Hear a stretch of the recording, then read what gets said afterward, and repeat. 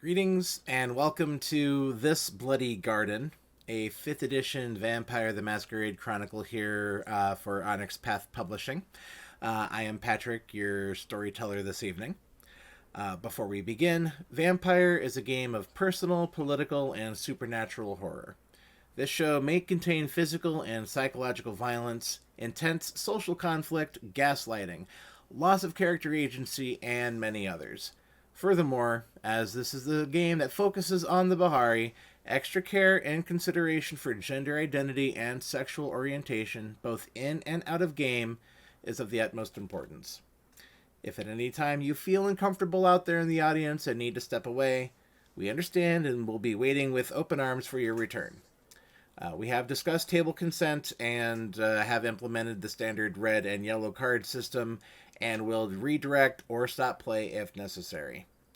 And now, let us begin our path through this bloody garden by greeting our cast for the very first time, starting with Rose. Hi everyone, I'm Rose, and I play Erica Todd, and she is a Ventru. We're going to go ahead and bounce over to Mortimer. My name is Ben, and I'm playing Mort Lambert, the ghoul. And down to Sarah. Hi, my name's Sarah, and I'll be playing Doriana Ivory, the Toreador. And over to Sam. Hi, Samantha McLarty, and I will be playing Minerva, the Hakata. And up above me is our special guest. This is Lex. Say hello.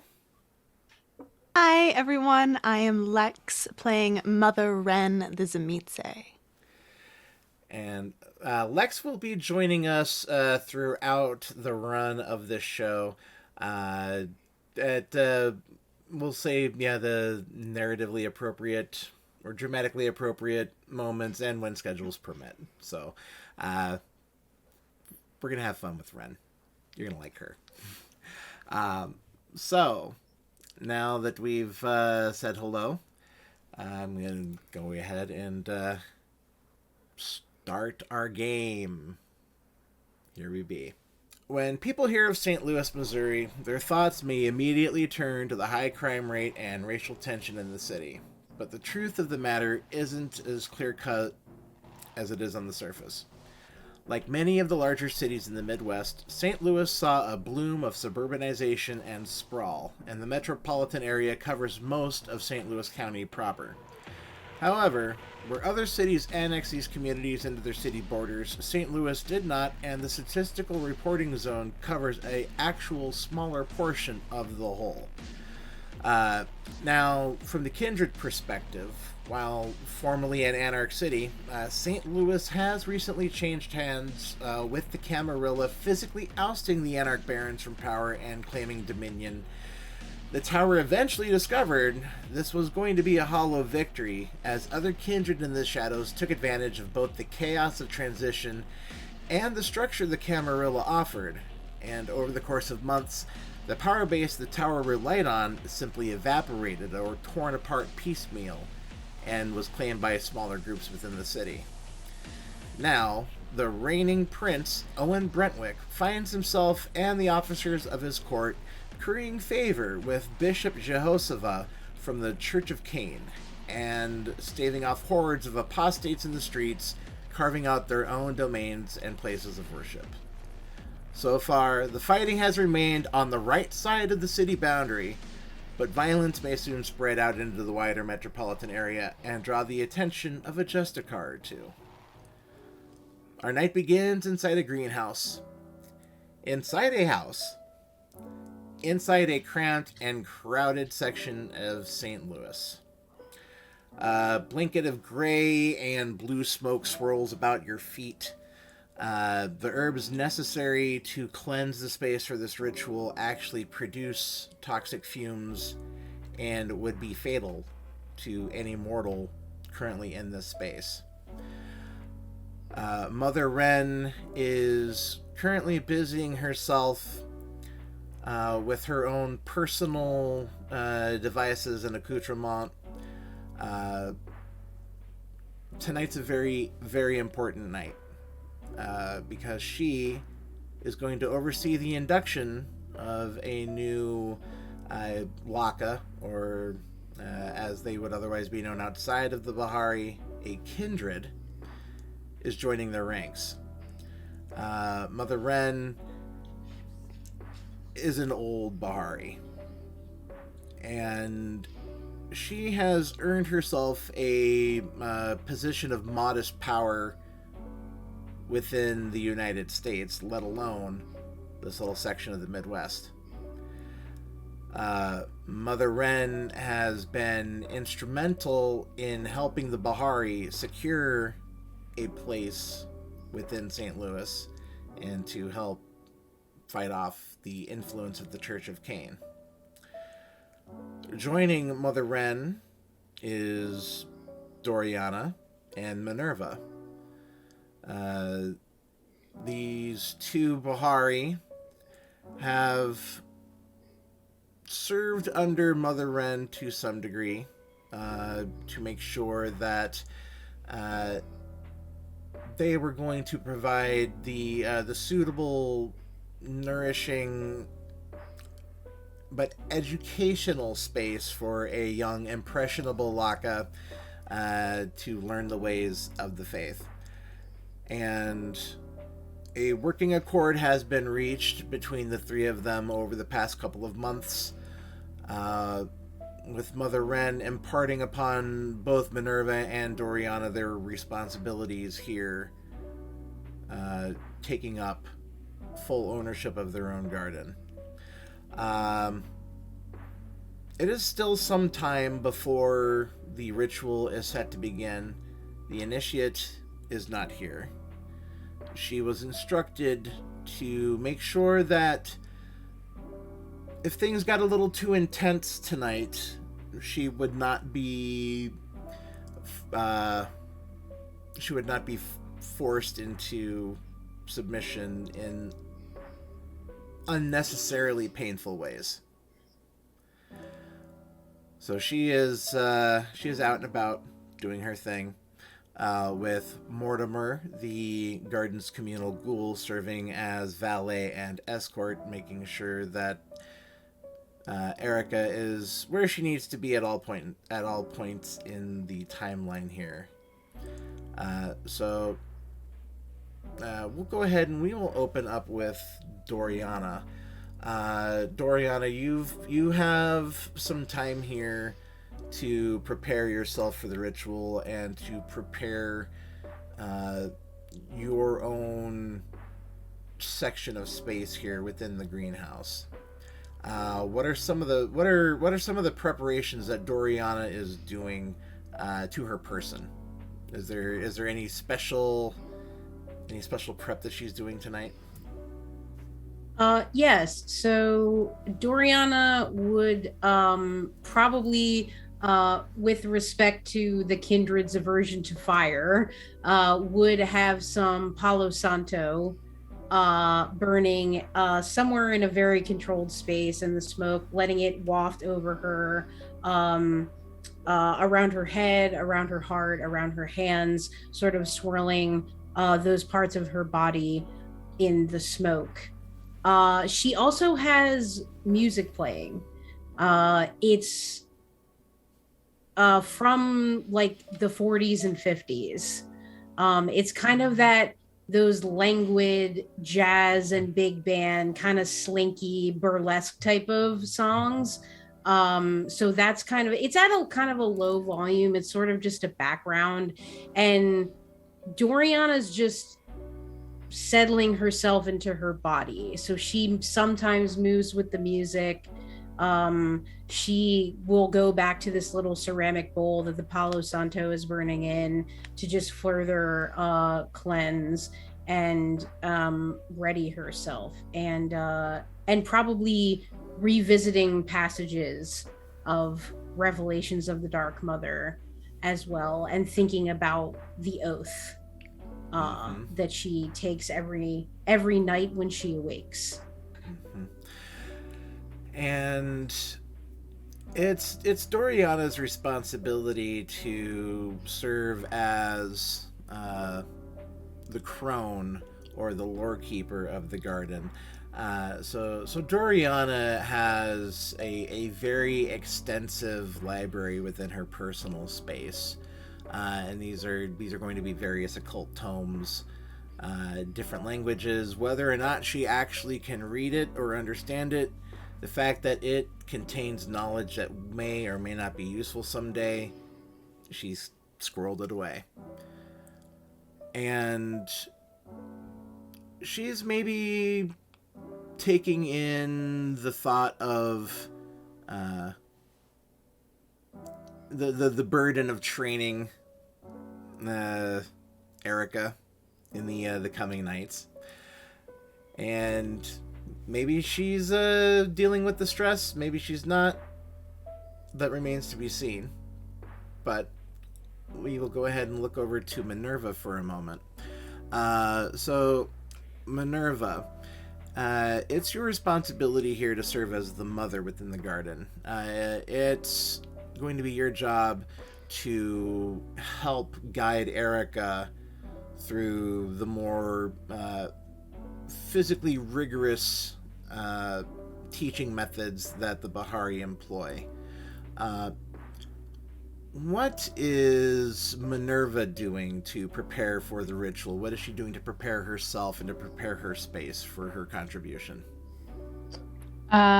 She is probably in, I guess it's the room. I think that I mentioned wanting like a basement type area or something like that. That's kind of her space. And that's where she dabbles with the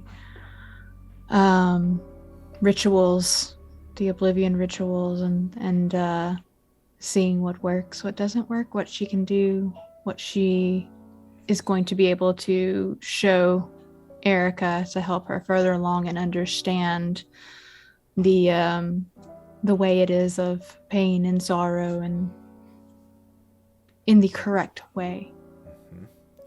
As you ask three Bahari their opinion on a particular subject or a particular line of the Revelations of the Dark Mother, or what they might have to think about a particular set of Kindred politics, and you'll get 5 different answers.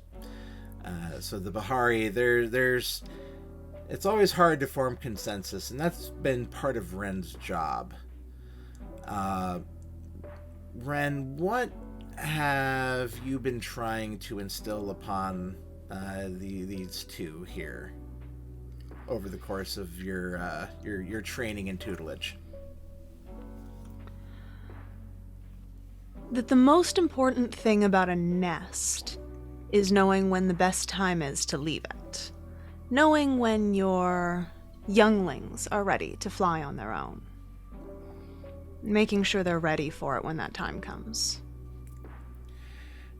And maybe here would be a good opportunity for the 3 sisters to have one last talk, one last conference regarding their soon-to-be newly initiated Erica Todd. The 3 of you have probably gathered in... there's going to be a common lounge area that is reserved specifically for the garden itself. For as a out of game aside, the term garden and coterie are used interchangeably. With the Bahari, we will be using the term garden going forward instead of coterie. So it might get a little confusing at times, but we're trying to keep the verbiage accurate. So the garden here has gathered with Ren, with Erica still finishing up her prep work. But yeah, the common area, the smell of the poisonous plants smoldering in the greenhouse lingers out here, but any mortal that might be in the same space and needing to breathe the atmosphere in the room will be able to do so uncomfortably but safely. And in fact, if Mortimer were in here right now, he's like, "Oh, that's the itchy stuff again."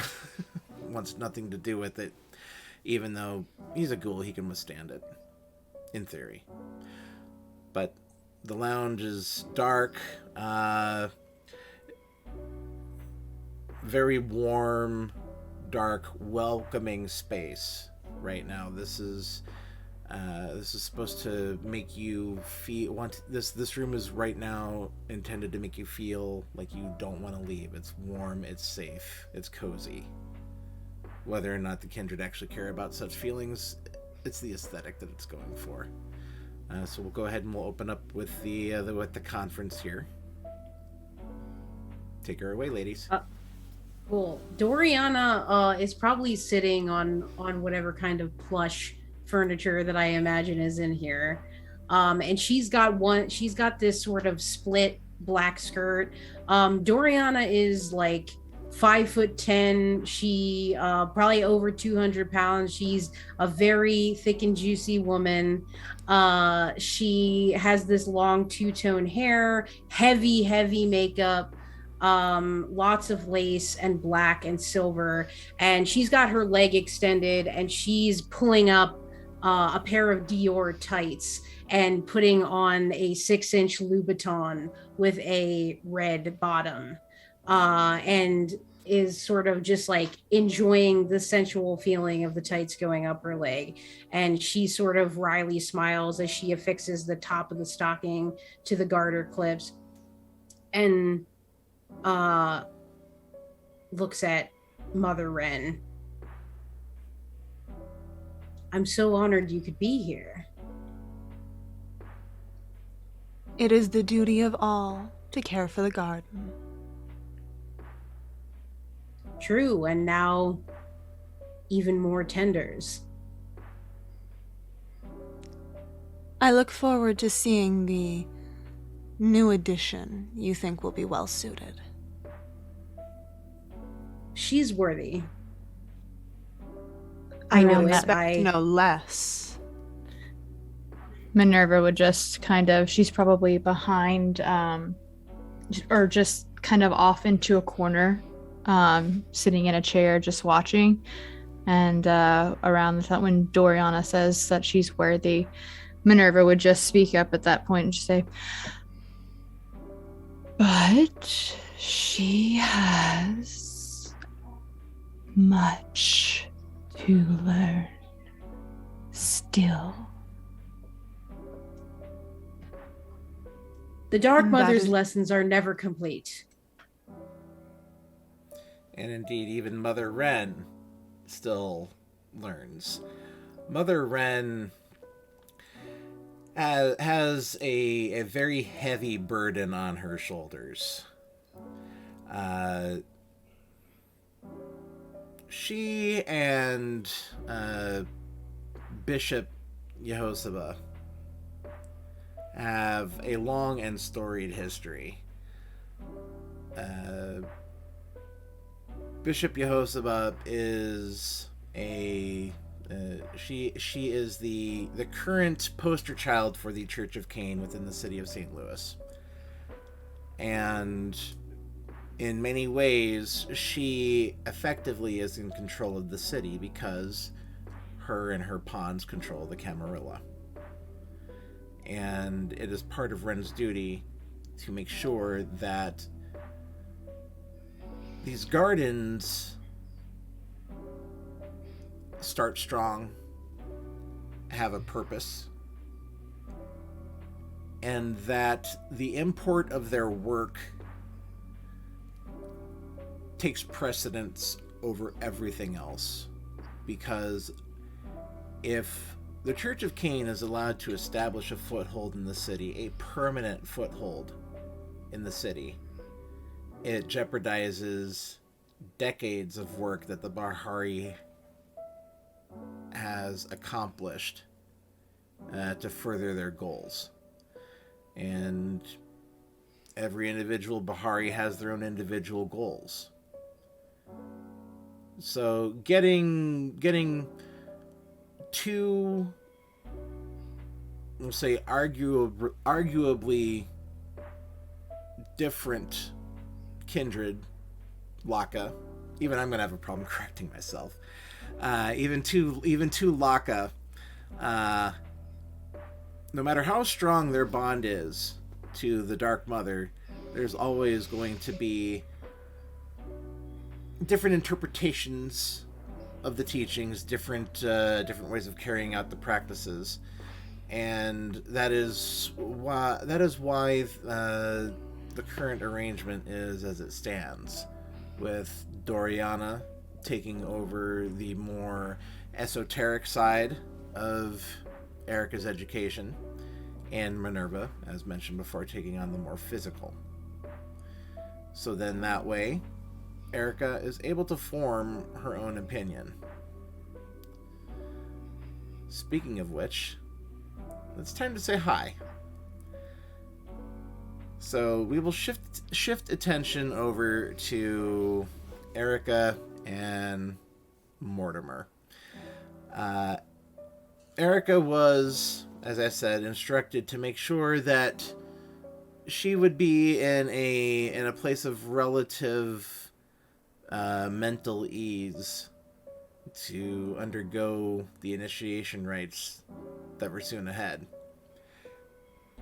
And while she may or may not have her moral compunctions against eating to full satiation, she's making sure that she's getting as close to full as she can without killing anybody, at least right now. Mortimer, we will of course get to you here momentarily. But Erica, you are finishing up your session. Erica has established herself in a particular subculture within the city's elite, and never once for entertainment or vitae if necessary. And where is Erica at right now as she's finished getting back to her normal self?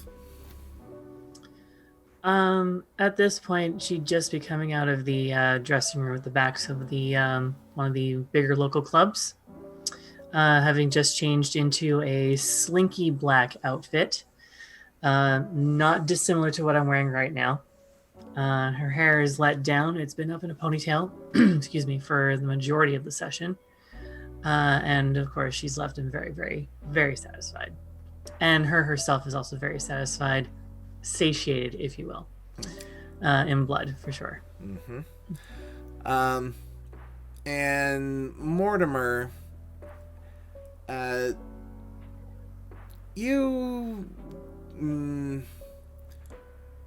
may or may not have your own individual feelings about tonight's errand, but Mortimer is hanging outside in the car. We'll say it's something designed to blend in with the soccer moms and the older, the geriatric millennial yuppies. I was thinking large crossover, small SUV, something that's not a hoopty but won't like offset the temperaments of people I'm ferrying around. But so Mort's sitting there. What's going through Mort's head right now as he's basically being a glorified babysitter?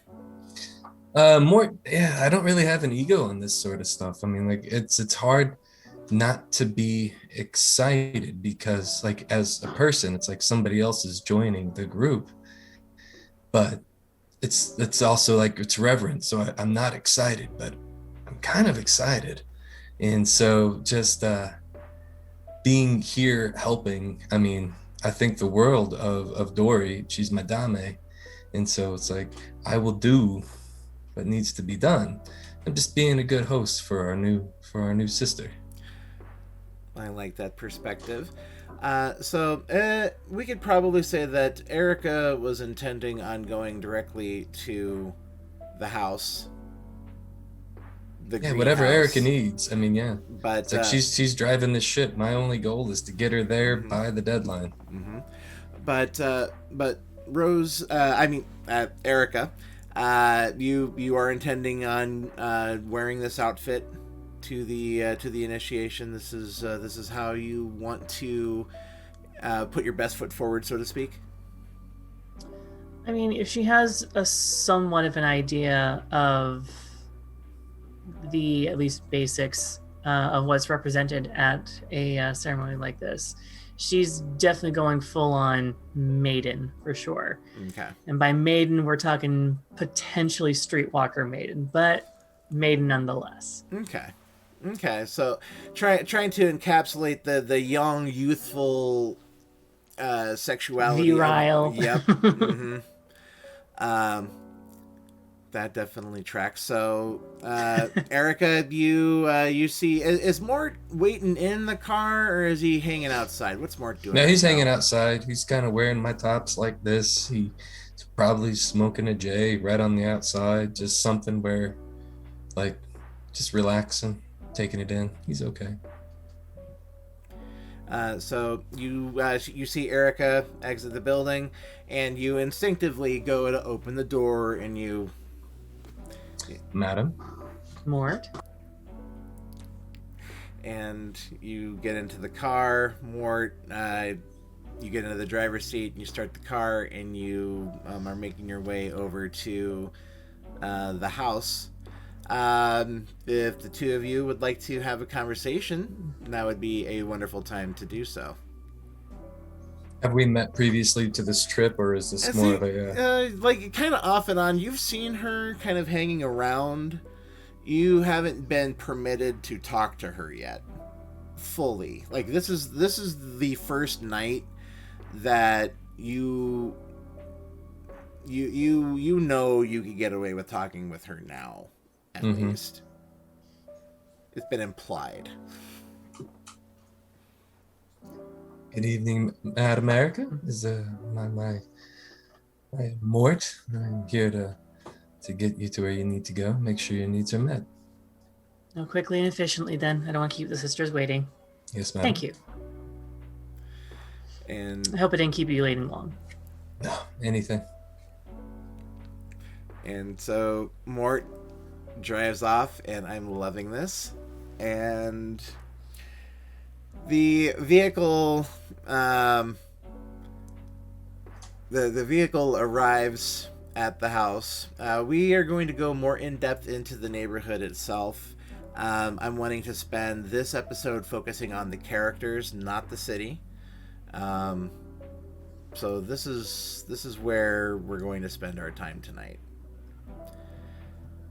So the house itself sits in the middle of one of these we'll say mid gentrification neighborhoods where, you know, some of the old is still there, but some of the new is starting to slowly but surely elbow and encroach its way into the neighborhood.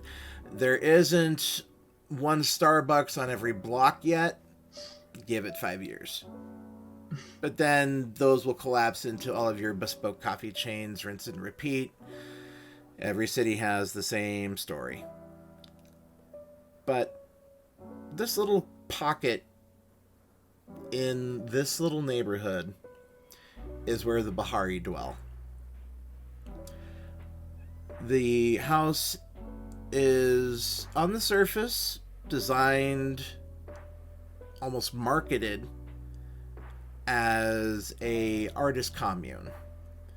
There are indeed, some small hostel style communal living quarters where artists may live in residence as long as they physically contribute to the upkeep of the facility, and any money that might be made selling their art in the gift shop, they'll get a cut, but a bulk of the work is going to go towards the house.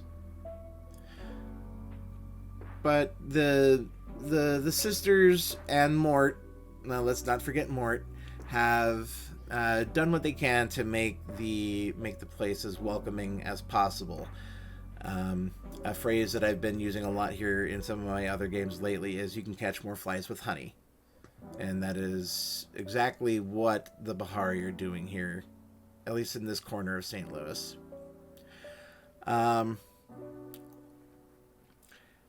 The house has been cleared of any we'll use the term civilians tonight. It's been specifically stated that it was for a private function, and the rest of the to you, I guess, or to all of you, I guess, everyone else's children. But the rest of the children are they had to find other accommodations for the evening. So everyone is preparing. Ren, you have taken Dory into the greenhouse itself. Minerva, as the mother here, it's kind of your duty to make sure that Erica is, if she has any last minute questions, concerns, you are supposed to be her sounding board to make her fully aware of what she's getting herself into, because this is a potentially eternal commitment. The Bahari do not tolerate half steps. You're in or you're out. And whether or not this has been weighing in Erica's mind remains to be seen. Mort, you are there finishing your final preparations. You yourself don't actually participate with the ritual, but you do assist. And you do have some very sacred duties to attend to. One of them is tending to the tree, which we will go on about later. So Mort makes himself disappear into the background, readying what he needs to do, and Rose, I keep saying your name, I'm sorry, Erica and Minerva are there in the lounge area, as I previously described, going through their last final consultation. Are you ready?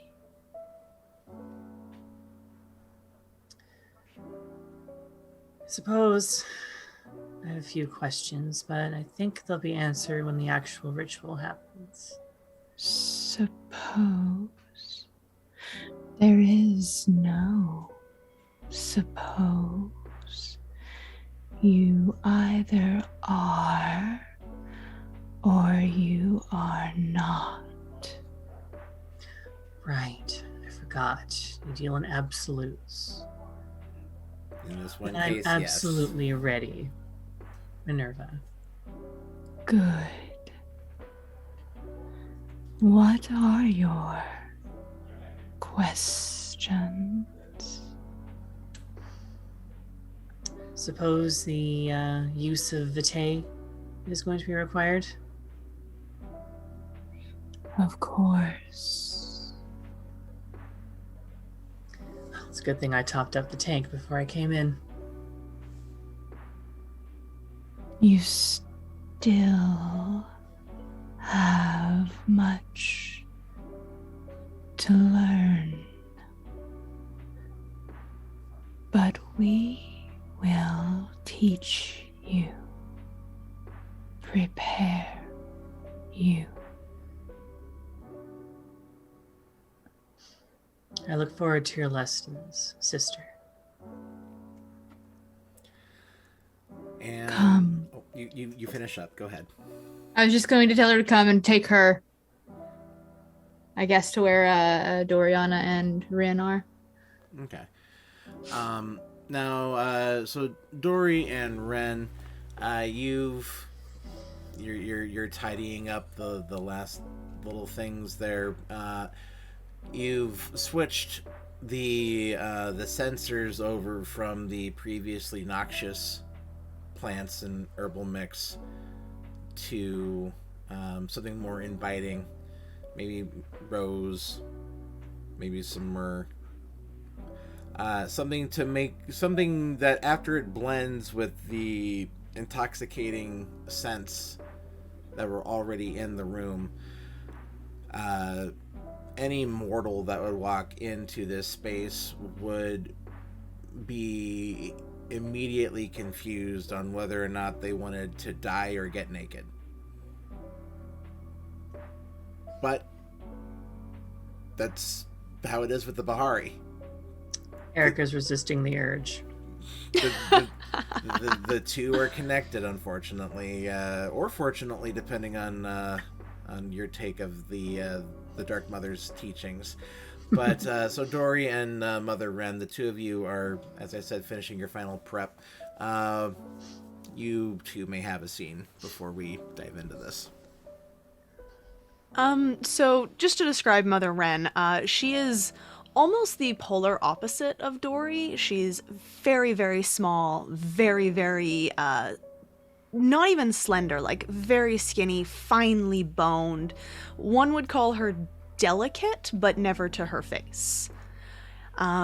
The only thing that really stands out is that she has rather a large upper chest, not in the bust area, but almost like the bones themselves are larger, and sometimes her knees bend the wrong way, and she is bedecked in feathers that may or may not all be clothing.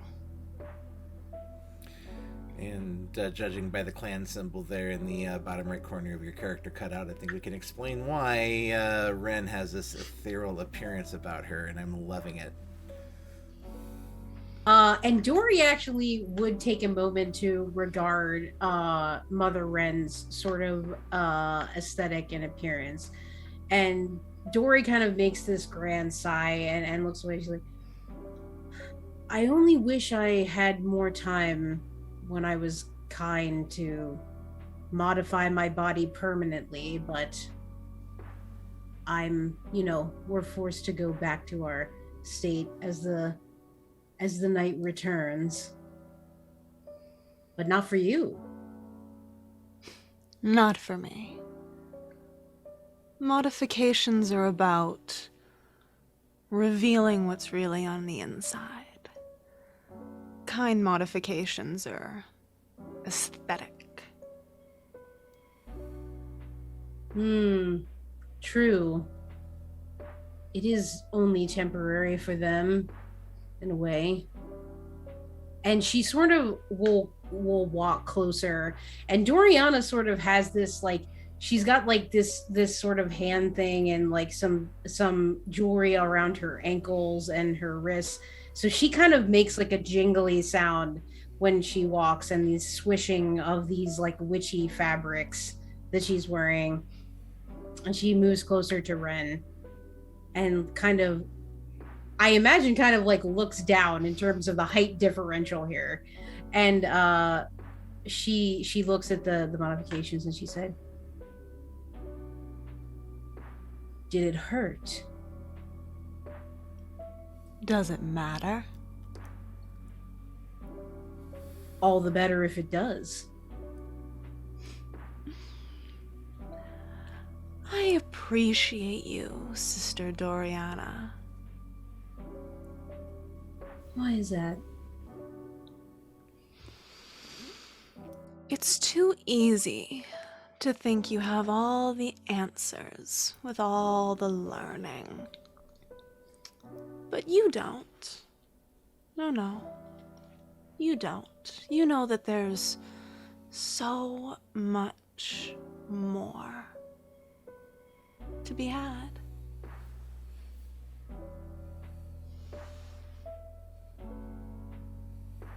Lilith will never stop teaching me, and I will never stop opening myself to her words. I will take up the mantle of night wherever I go and drag the stars behind me. And I am looking forward to watching our new little fish swim in the waters of the garden. And the clock in the lounge strikes midnight. 12 It's bongs. time. 12 bongs on the old grandfather clock that's probably older than the house. And it just fills the whole building ominously. And that's Mortimer's cue to enter into the lounge. Mortimer, have you changed into anything special for the ceremony? Would not be wearing my Technicolor tank top. I would have done something a bit more fitting to the ceremony. But yeah. Okay. So I'm thinking, in more. This is something Dory and I would have gone over beforehand. I wouldn't show up and like the clean and pants. I honestly- Yeah. And Dory knows how Mother Wren would feel about men and how they should be presented. Like, I expect to be wearing a hood covering most of my face. Like, I don't. I expect most of these Minerva people would don't even prefer want to that. see me. Yeah. How did Doriana advise Mort to dress tonight? Honestly, she didn't advise him. She probably procured the outfit herself No, and that's picked much out better. exactly Yeah. what he was going to wear, like, so that there was no question, or he doesn't get to make a decision. So it would just be, I'm thinking it would be almost something to allow him to sort of fade in the background. So I'm thinking sort of these like a beige tunic and like sort of like flowy pants of a similar color, maybe with just like a rope cord around his waist, and yeah, maybe there would be there's probably some kind of head covering. Maybe it's, I'm almost imagining, so it's like a tunic with no sleeves, but there's a hood at the back, and it's kind of just like linen, like really light fabric Rough that he spun can stuff, yeah. yeah, and can obscure his face, which yeah, it seems to be the vibe of the, And of listen, the Mort sisters. does not care. This is vampires doing vampire stuff. I'm just happy to be in the room. Yeah, so that's I would have basically laid that out for Mort and Mhm. be like, this is what you're wearing. Okay. So the ritual, as we've stated, it's time to begin. Mortimer, you open the doors into the greenhouse itself. The greenhouse is lit now, and this would have been part of Mort's job at one point in time, to set up.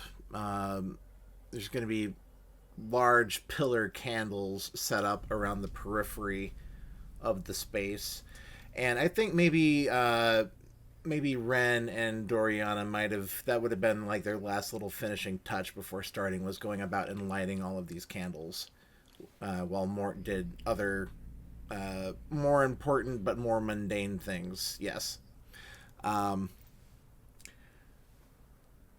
So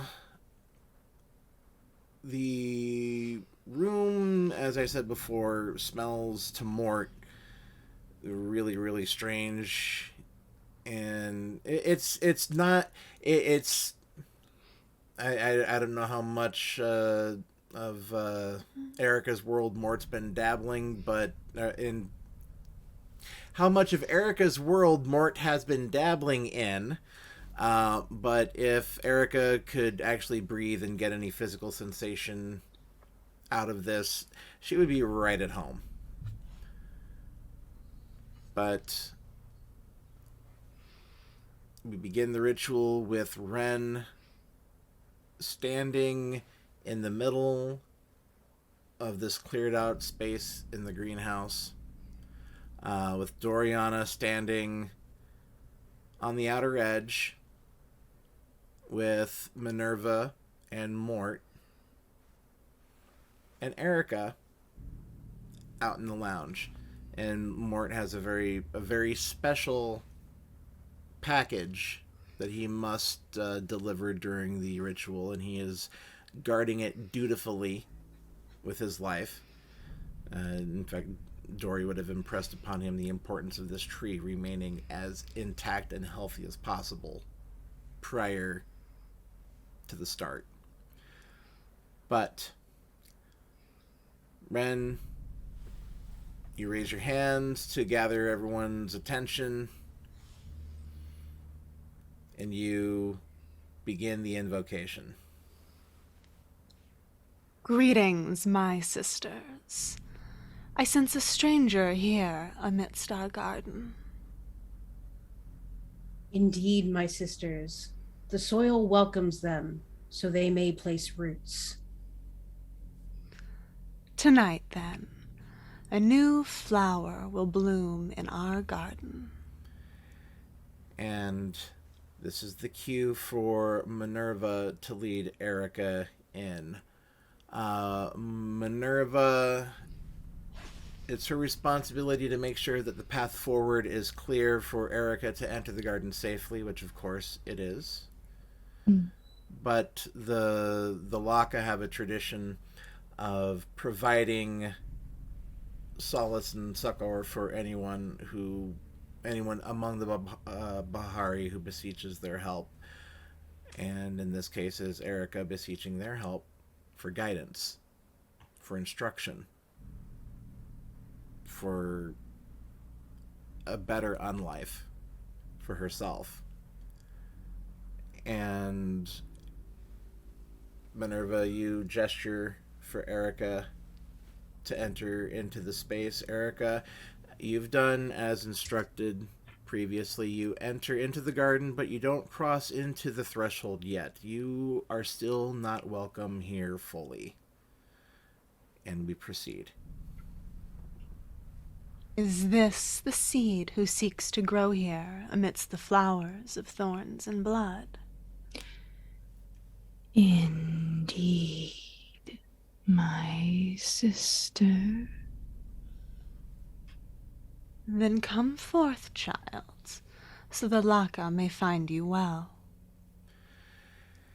Erica, you nod your head respectfully as you've been instructed. And you then take your first steps across the threshold and into the Garden of Lilith proper. After a couple of steps, her stilettos echoing off the brick behind her and around her, she raises her head and looks not directly at anyone, but sort of at the Laka before her. I seek solace here in your garden, daughters of Lilith. My lips are dry, and my womb is forever barren. Who shall vouch for this one? I shall, sister. I shall, sister. And do you find her well? I do, sister. I do, sister. And Mortimer, this has been your cue that you have been anxiously awaiting the entire night. This is your one big opportunity to finally get to contribute to a ritual. Whether or not you've been outwardly expressing this excitement to Dory or any of the other Laka remains to be seen, but I'm giving you this is what's going through Mort's head. This is a very important moment for Mort. He's been living for this. But Erica looks back and she outstretches her arm, and Mort, you come forward with the blade. This is it's a dagger that is designed to look like a crescent moon. It's not quite a sickle. It's not quite a knife. But Erica had not been handed this blade until she had been allowed to enter the space. That's the one little edge that Mort had. He had been given a blade, but Erica hadn't been. But now Erica has this is symbolic for her. She is now allowed to bear a weapon in this place. Now, we will proceed with the ritual. My sisters provide me counsel in the dark green spaces of our garden, and walk with me through the black wastes of the betrayer and his kin. They find you well, and so do I. I slowly walk forward with the tree. Okay. And I hold it as to not inconvenience anybody for it.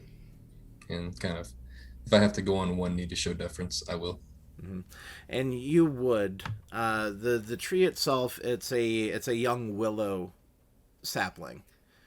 The ground has been root ball and all. Yeah, it's a root ball and all in the burlap sack.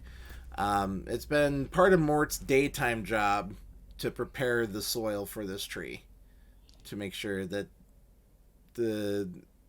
mundanely the tree was going to survive this. But you put you bring forth the willow bulb, and we will pick back up with Erica. I love you, my sisters, and the Dark Mother loves us all. But her love requires sacrifice.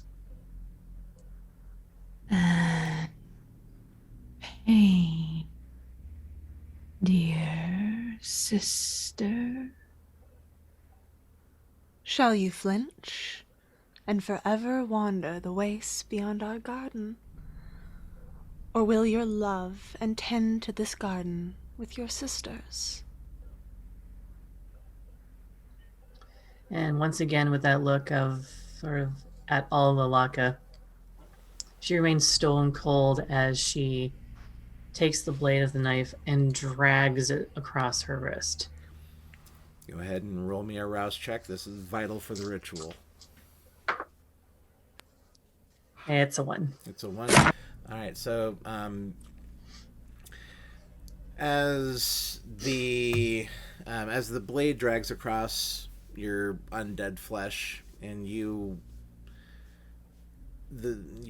beast doesn't want to give up that fine meal that it just had, that you enjoyed so much, and you have to exert your own will over your beast to get the blood to flow. But it comes. And maybe, Ren, you would be able to see that Erica did have to exert herself to get this to happen. But more importantly, she made the conscious choice to do this. And Ren doesn't say anything. She just gives a nod.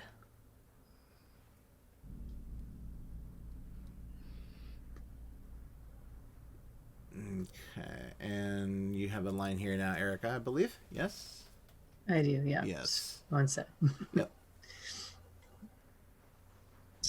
I believe she would hold out her wrist towards the young sapling, correct?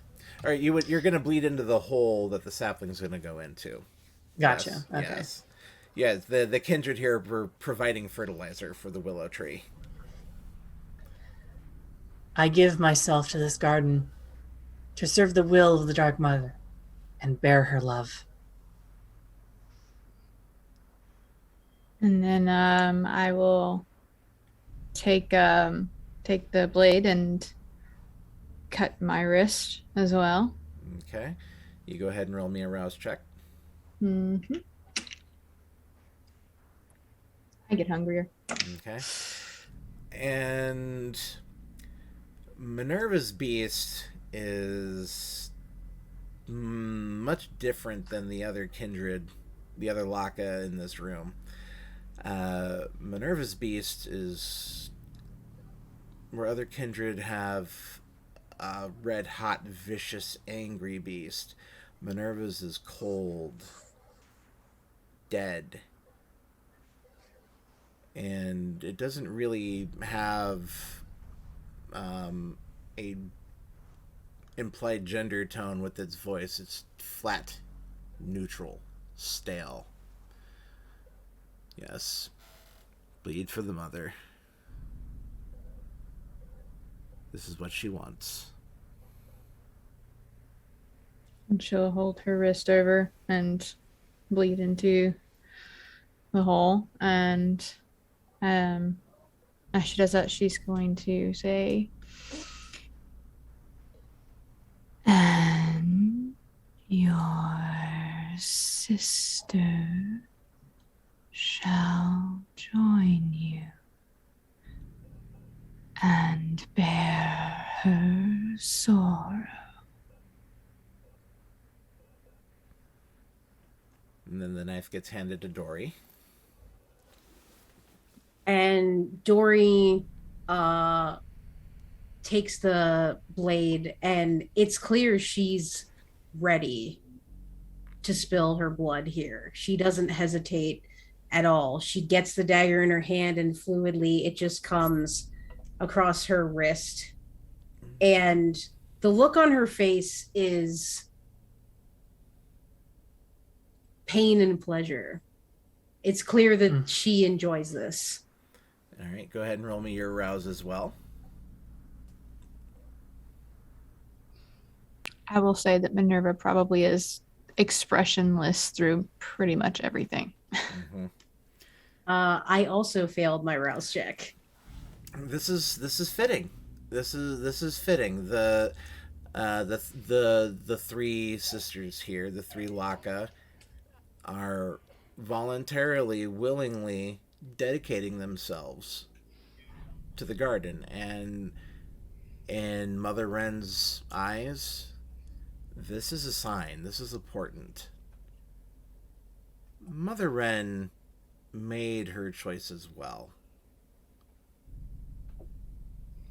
And Dory, I think, would even in this instance, in that Toreador way, to see the blood slide off of her pallid wrist and down into the ground.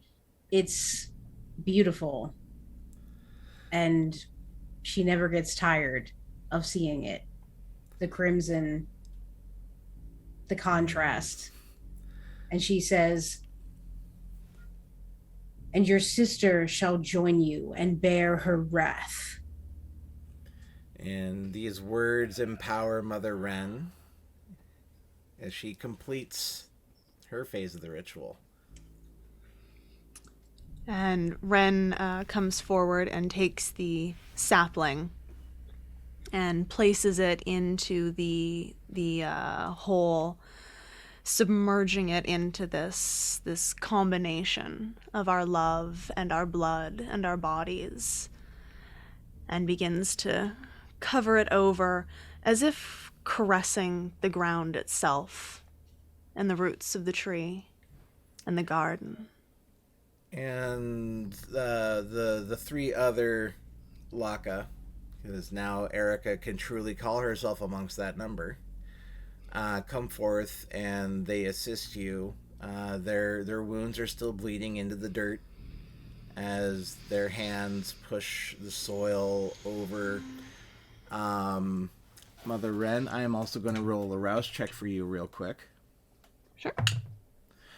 Mother Wren succeeds. Yeah. But it's Mother Wren knows this particular ritual, and she intends on imparting this knowledge to Dory before she leaves. But Mother Wren invokes the power of Lilith that's within her blood, and invokes the spirit of the commingled Vitae. And even Mortimer is caught off guard as the willow tree immediately starts to grow and flourish and thrive. But intermixed among the leaves of the willow tree as it grows into maturity, you see there's thorns and catching vines. This tree is not defenseless, and the sisters have made it so. And here we will pause for a break. We will take our intermission. After successfully completing this ritual, we will catch you in 5 minutes. And welcome back from intermission here, family. We are going to pick up here with the conclusion of our Bahari ritual for the evening. The garden, +1 now, and Mort, and Mother Wren, of course, have they've receded to the lounge area. I think that there would definitely be some dark, moody, like ambient music, just kind of vibing in the background, just to help come along with the womb vibe of the lounge itself. But Mort opens the doors, gestures for the Laka to enter, and you all link hands at that time. And this is when Wren will conclude the ritual. This new garden is found well, sisters. Your lives are now bound to this place, and shall forever be kept sacred for the Dark Mother. Ahi hai Lilitu. Ahi hai Lilitu. Ahi hi, Lilitu. Ahi hai Lilitu. And you all drop your hands. The feeling of the intermingled spiritual energy still lingers amongst the group. Mort, you're as a mortal, you're not keyed in to the spiritual energies that these vampires are attuned to. You get the hint of it, but it's too dead for you to really get a handle on.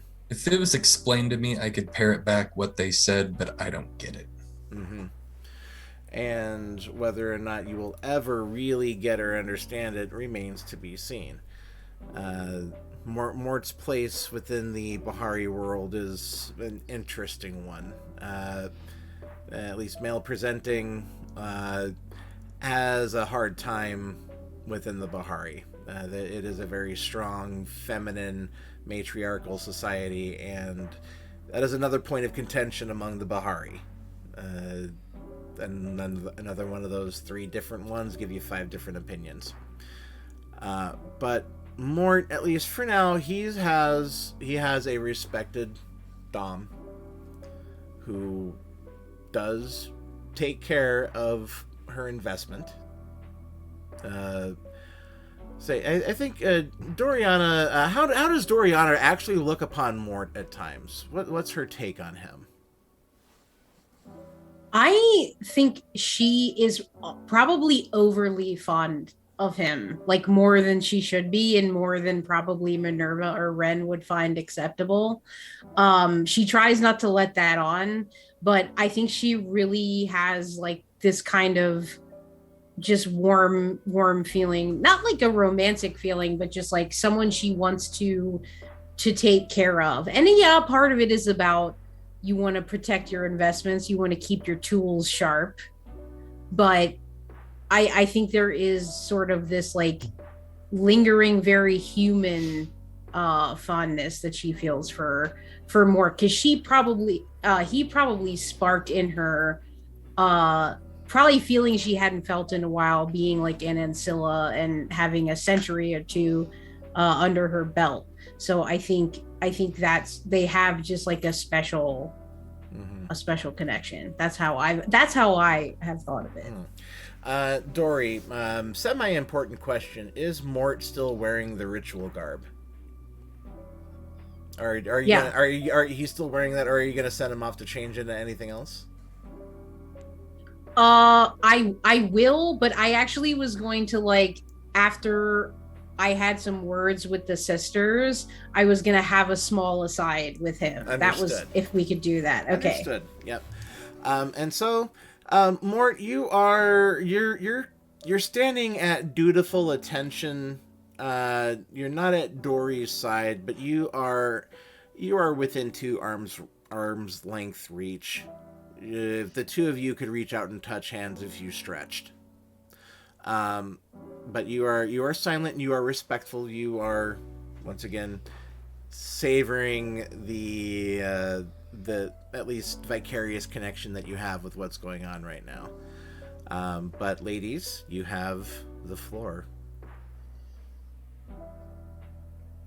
And Doriana will go up to Erica, and she will like embrace her very tightly and kind of put her hand on the back of her head and sort of just like really kind of like a motherly like embrace, and just sort of feeling their energy connect in that moment. And not that Erica can see, but Dory's smiling and her eyes are closed, and she's kind of like rubbing her back and feeling the strands of her hair. And she says, "You've done well. I'm glad you're with us."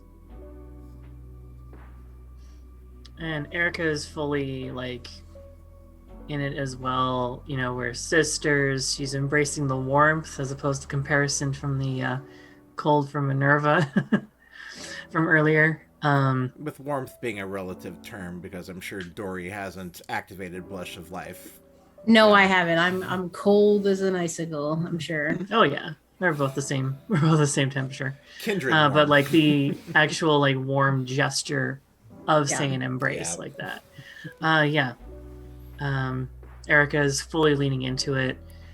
A little bit of a pleasant sound comes out of her nose, like a sort of like a sigh and a little bit of a laugh. Just the playfulness is still there. There's a good bond between those two. And Dory will let her go, and then sort of like have her take her like her wrist in her own and just kind of give her just a couple seconds of meaningful eye contact.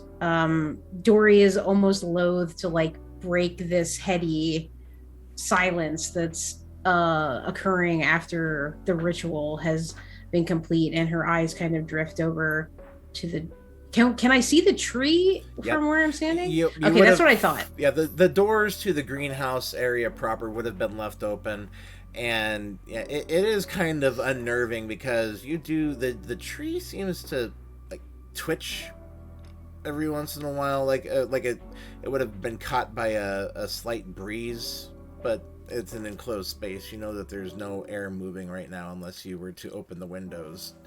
And you are giving the herbal incense is a chance to really permeate the room, to kind of recharge it. So you are wanting to keep it as enclosed as possible to maintain the vibe, as it were.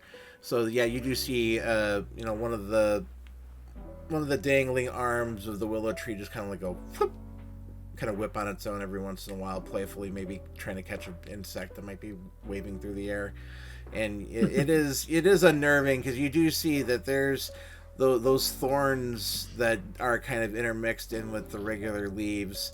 Yeah, you can tell that those things would easily cut bare flesh, even from clear outside the room. It's sharp. Yeah, and Doriana goes up to Mother Wren and sort of stands beside her, and she looks kind of like gestures with her head toward the tree. See how it grows.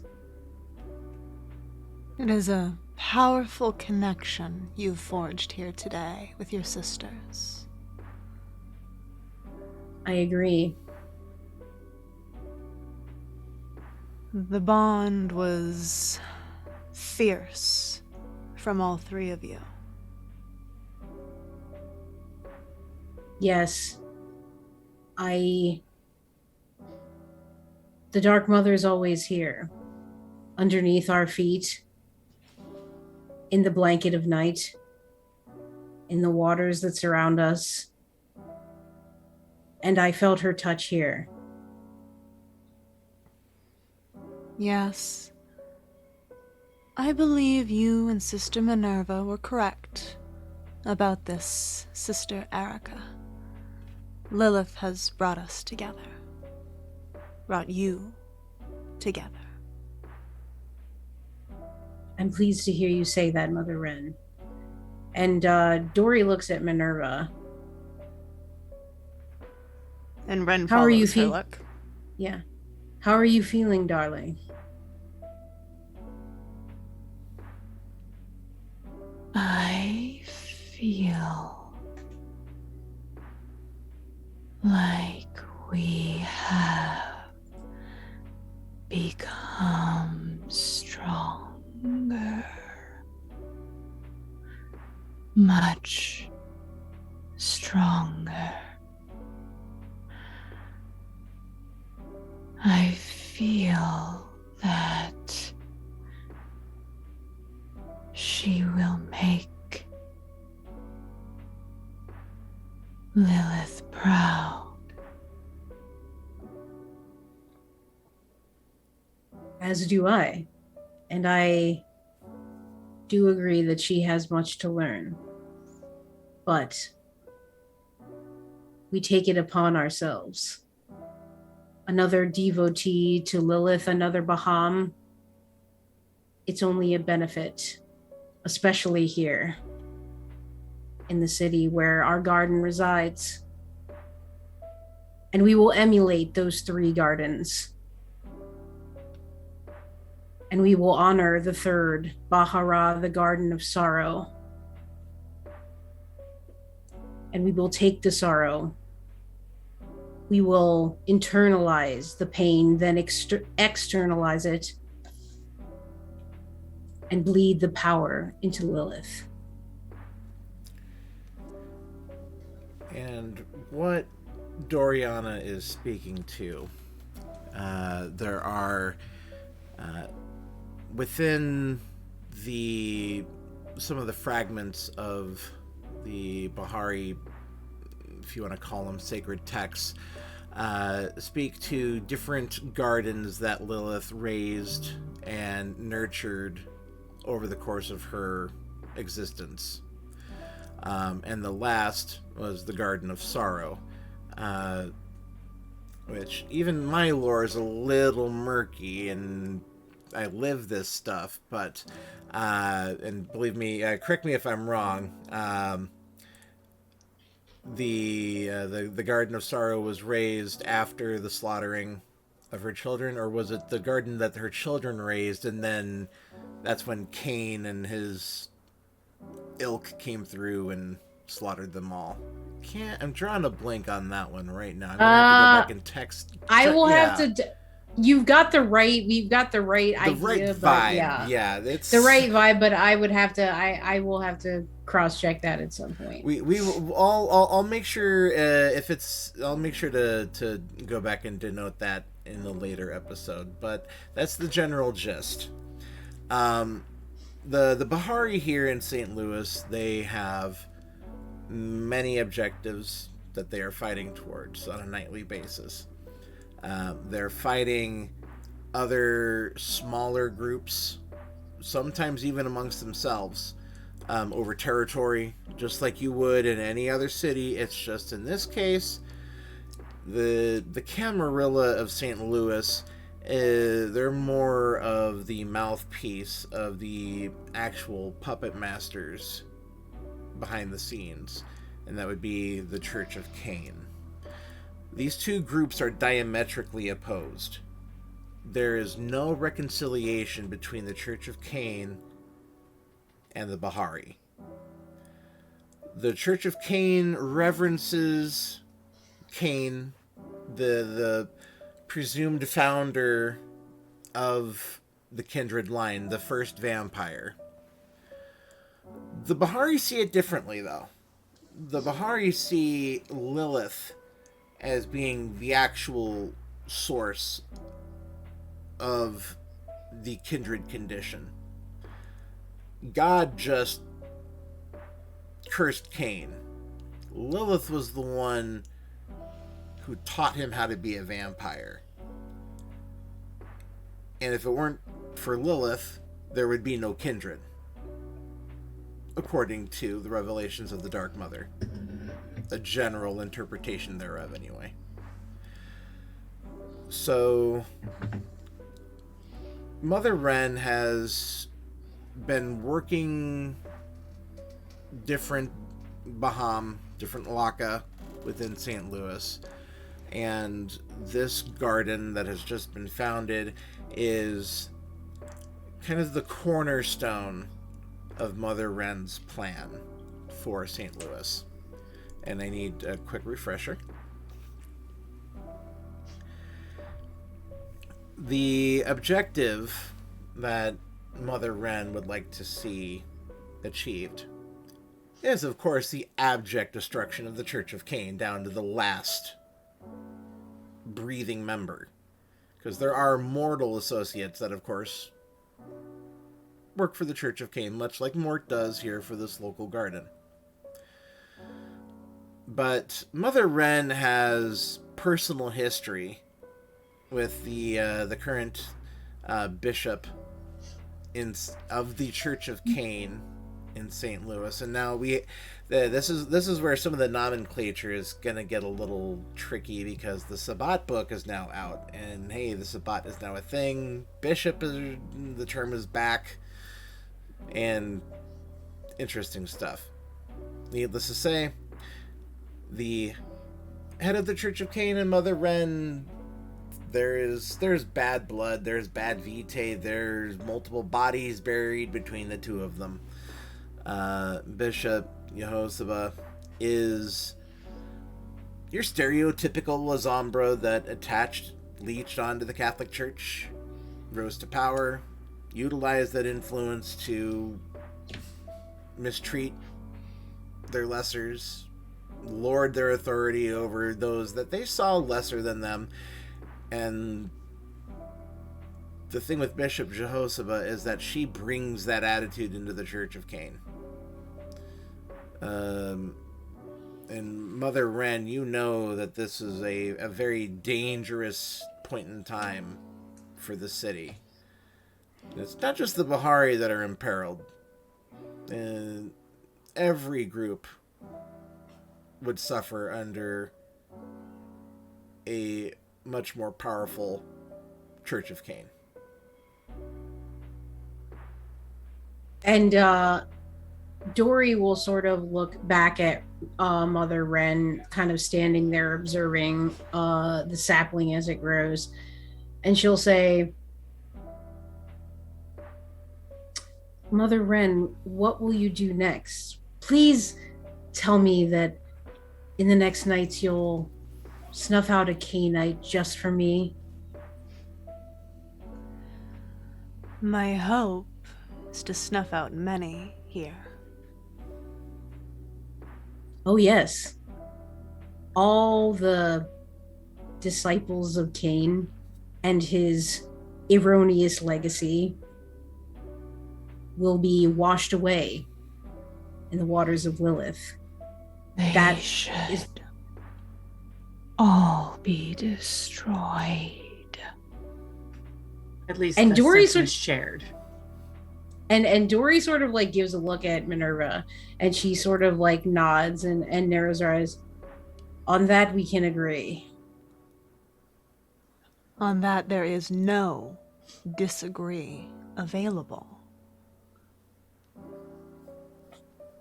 Naturally.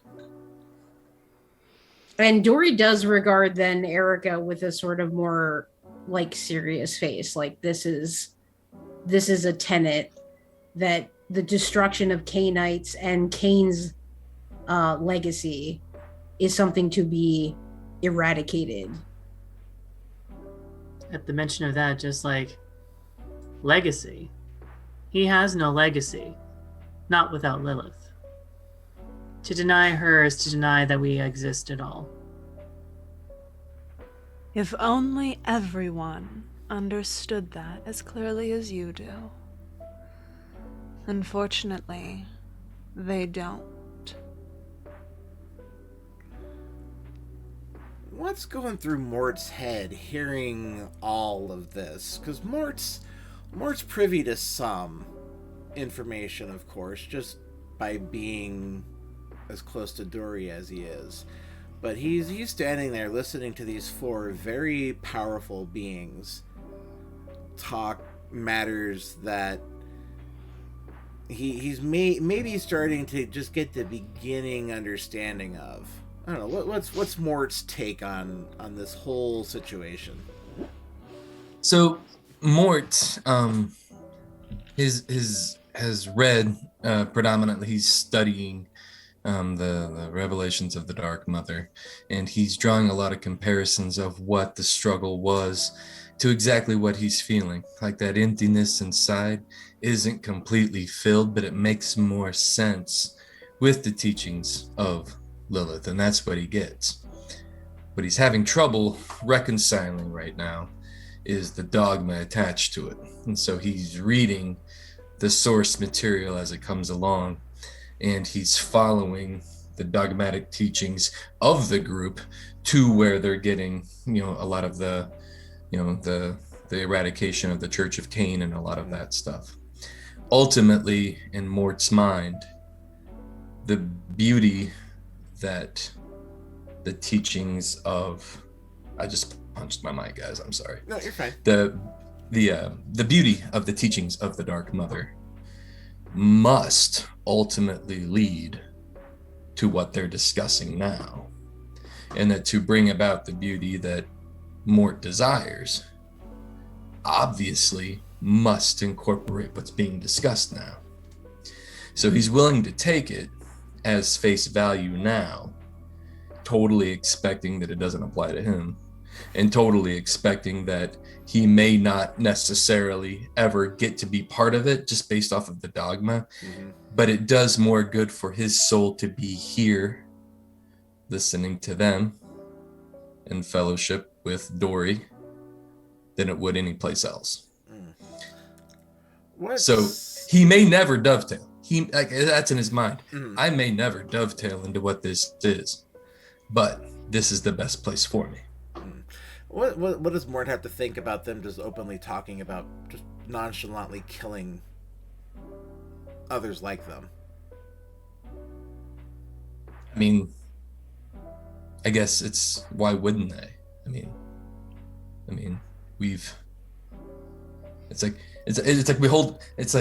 I understand what this is. This is the entirety of the kindred condition, the entirety of the human condition is all born from the same spot.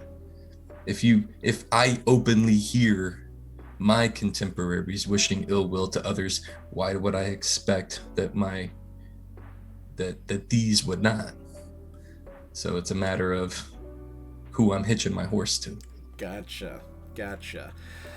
Now, I'm not going to say that Mother Wren wasn't actively inserting her will into your mind just to see what was making that mortal man tick. But she was. Mm-hmm. And Mother Wren is privy to this information. What's Mother Wren have to say about this? Ren is dismissive of the male and the ghoul in general, but it's buoying to know that Doriana at least can keep an appropriate handle on his mind and heart that way. But she, having done that, does look over and... Sister Doriana, that one is yours, correct? Yes, that's mine. Look up concerned. The next time I see him, I expect him to be adorned and plumaged as the male of the species is meant to be for our enjoyment. Am I clear? Yes, Mother Wren. And Most there's excellent. probably a momentary bristle, just like, maybe Dory thought she was doing the right thing, having him blend into the background, but that was contrary to her wishes. So she does, take that seriously. And so she'll look back at Mother Wren. In fact, it will bring me great enjoyment to adorn him. In fact, I do apologize for my oversight, but next time you see him, he will please your eye. I look forward to this. And Erica slowly shoots like a kind of a glance and a little bit of a smirk, and she's trying to hide a little bit, but she gives it a little bit to Mort, a little bit, just like. And what does Minerva have to think about this? This whole exchange. Minerva, right after that is said, she's just going to. Might I suggest chains next time? Suddenly, Erica's attention is piqued. And Dory mulls it over for a second. Yes, those could be helpful accessories to the ensemble, I could see. No. He is not one of us. Chains to bind him in his place. When he's not being of use, you mean? The caged bird sings longest, but not always the sweetest.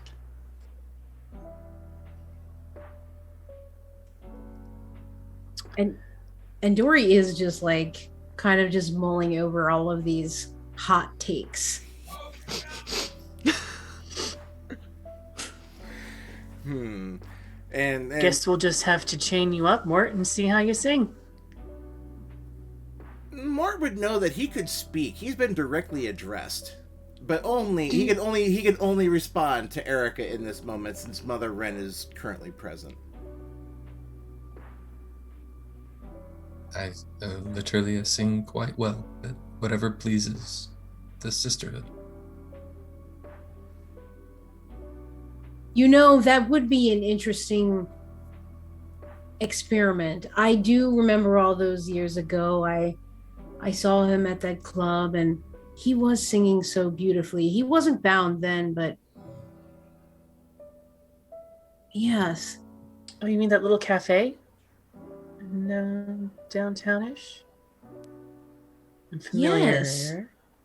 Yes. That was you. It was. Well, I'm certainly pleased. Yes, and Dory will kind of look pointedly at Minerva. He is very pleasing and useful to me indeed. And it's important to take care of the tools in your possession so they might serve you to their maximum ability.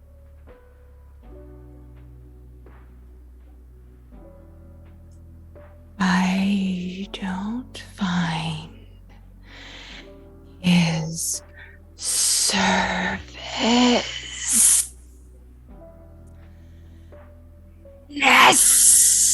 necessary. Well, his care is not your concern. It's mine, and he will serve the garden as we direct. Don't trouble yourself with his movements. Allow me to take care of that. What's maybe going through Minerva's head? What at least the part of Minerva that has those kind of conscious thoughts still? She does not like that his presence is here, ghoul or not. She cannot stand the fact that he is here.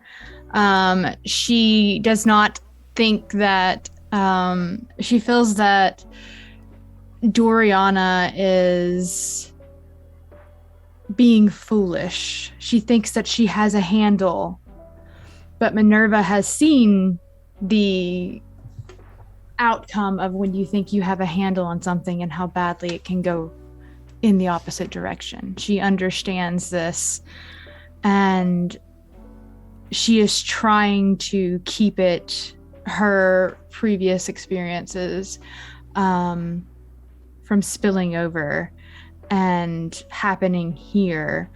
But the fact that she can't get Doriana to understand that he is not a necessity to them, that he is just an ornament and one that does not need to be pinned in the garden. He is still a man, and ghoul or not, men cannot be trusted. They are the great betrayer to her. And this would have been one of those conversations. This is, I think, one of those philosophical debates that Dory and Minerva always manage to get their teeth into, and that's always the same impasse, and it's unstoppable force meeting an immovable object. There is never going to be a reconciliation, and it's. I will be periodically throughout the course of this game. I'm going to be, we'll say, doing mental check-ins with Mort and Minerva, just because of how more, I don't want to say background, but less dynamic of characters they are, at least as the setting is currently arrayed and the plot is currently arrayed. So I will be making sure to include their mental takes as a means of helping provide extra flavor as we go forward throughout the game. Just so everyone is aware of how we do things over here. I'm always good to go for character motivations. That helps me be a more effective storyteller as well. But so this exchange has gone on.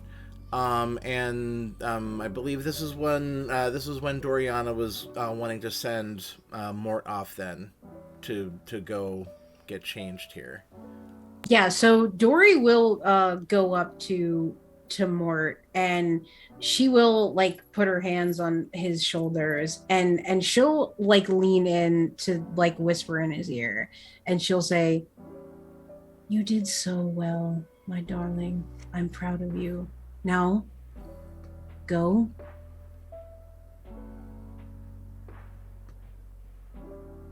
It's waiting. Okay. So, Mort, are you gonna go back to your room and start changing? I will. I've been dismissed. I'm sure I have a to-do list or some sort of something to do around the house. Yeah, there's see, part of Mort's responsibility here is the daytime admin. Mort's the public face for the house during the day, and unfortunately for him, when he has a busy day schedule as well as a busy night schedule attending to his mistresses, Mort's personal time window is very, very minimal. And he does... Oh, go ahead. So small. Yeah. And the expectation for Mort here would just be to like kind of change out of the ritual garb and back into like whatever his, regular walking around clothes are. And to probably do like housekeeping in terms of like making sure the scents are continuing to fill the air, that things are picked up and clean, and any other admin around the garden for the night. We have very important guests in the meeting right now, so I'll probably make sure that their needs are taken care of passively. It's like, if you feel like you need something, just look behind you. It'll be on a small little table, unobtrusive. I will if Erica is going to be staying within the garden, I'll make sure that there are quarters and everything set up. So, and I'll probably be whistling a little melancholy tune to myself as I do so. And maybe the I don't know if Mort's intentionally playing up the bird call of the whistle, maybe to I don't know, maybe help accommodate for Mother Wren's aesthetic demands. We'll say for now. I mean, it doesn't hurt, but Mort is definitely a musical person, and he needs something to take the edge off. Mm-hmm. And so I believe we were wanting to do some breakout groups here. So Mort's gone to attend to the house. I believe Doriana, you wanted to have an individual conversation with somebody? That was with Mort. Oh yes. Yeah, I just wanted that small. We did it. That small aside. We Check. did it. We're good. Okay. Yeah, we got it. Okay, we're good. We're good. This is I run very freeform sessions. I wouldn't mind having a conversation with Mother Wren. Actually, yeah, that would and that would and maybe Minerva, you just kind of gesture, and Mother Wren, you know more.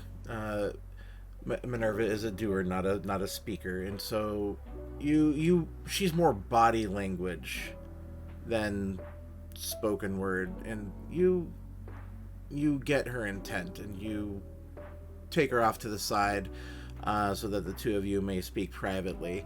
And if Erica and Dory, if you wanted to have a separate conversation as well while that's going on, we'll go ahead and we'll shift focus first to Mother Wren and Minerva, and then we will go over to Dory and Erica, and then we will bring Mort back in and wrap up the episode. How's that sound, everybody?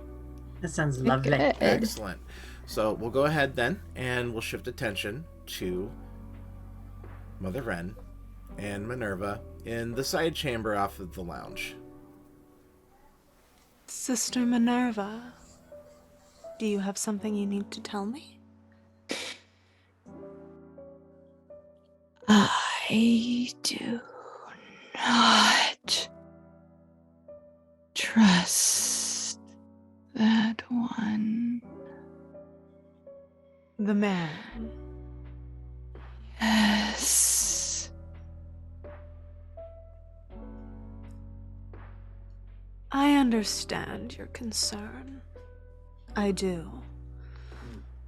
But Sister Doriana has chosen him, and he played his part as well as one could ask.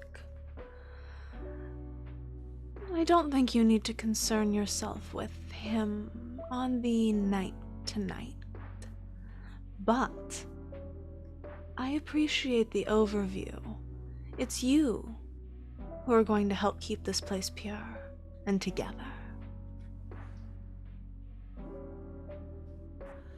Will do that. He will betray her.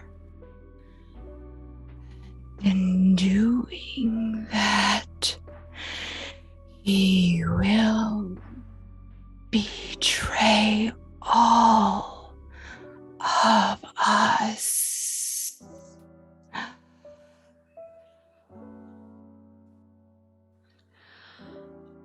I have been attended by men before. While I don't keep them for long, I understand the appeal of the daytime patriarchy, the need to have someone to sign the forms and go to the meetings and play the mister of the group. But understand, as a sister, it is your job to keep your sisters safe as they keep you safe in return. If the male betrays your sister, I expect no mercy from any of you, but most especially from you. You will never find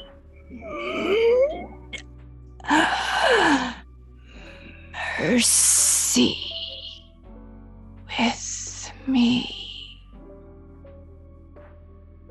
Good.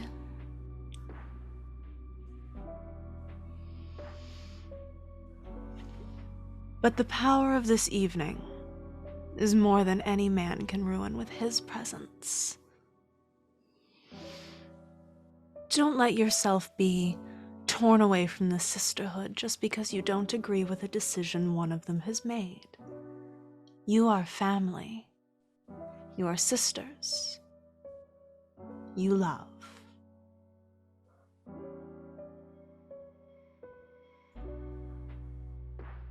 I understand.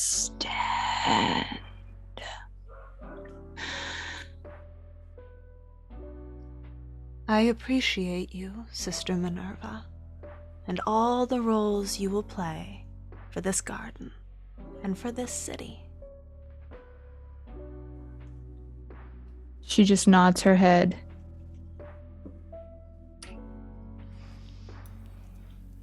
And Mother Wren has dispensed some rather profound wisdom and insight into the situation with Mort and the situation with the city as a whole. And one moment here while I attend to one thing. Whoop-a-doo. Get that out of the chat screen. I actually have to participate in something. Give me a moment. We're going to go ahead and shift focus over to Erica and Doriana's conversation while I attend to this one thing in Zoom. So Dory kind of, upon Mother Wren and Minerva like retiring to this side chamber, there's almost like a little bit of a more relaxed like Doriana that's emerging now. And she kind of just like nods her head and looks at her and says,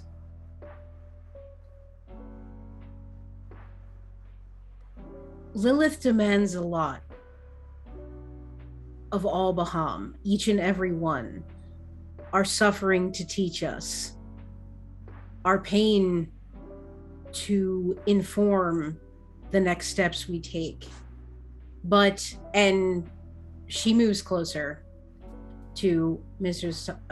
Erica and kind of like takes a strand of her hair in her two fingers. They forget what it's like the warmth of the kind, their